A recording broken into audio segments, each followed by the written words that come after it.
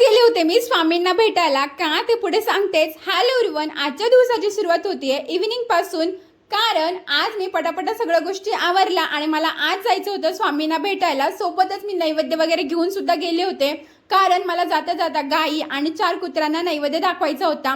मला कळालं होतं की जवळच केंद्र आहे, म्हटलं चला तिथे जाऊन यावं।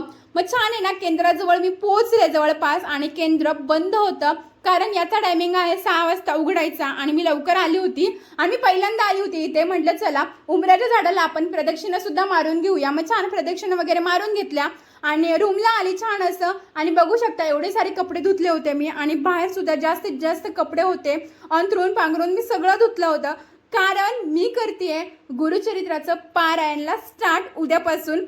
मग सगळे मी पांघरून आणि सगळ्या साड्या वगैरे मी धुतल्या होत्या, घर सुद्धा छान असं डीप क्लिनिंग केलं होतं मला पारायण करायचंय म्हणून। आणि मी पारायणमध्ये साडी रेग्युलर यूज करणार आहे, सो मी सगळ्या साड्या वगैरे धुवून ठेवल्या होत्या, छान असं त्यांना घडी वगैरे करून घेतलं आणि सगळं घर वगैरे आवरून घेतलं पटापटा। आता उद्यापासून पारायणाला स्टार्ट करायचे।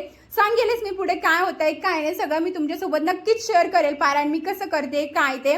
पण छान असं आज खूप भारी वाटत होतं, घर एकदम छान वाटत होतं। म्हटलं चला उद्यापासून स्टार्ट करते, आता मस्त आज पाणीपुरी वगैरे खाऊन घेऊया।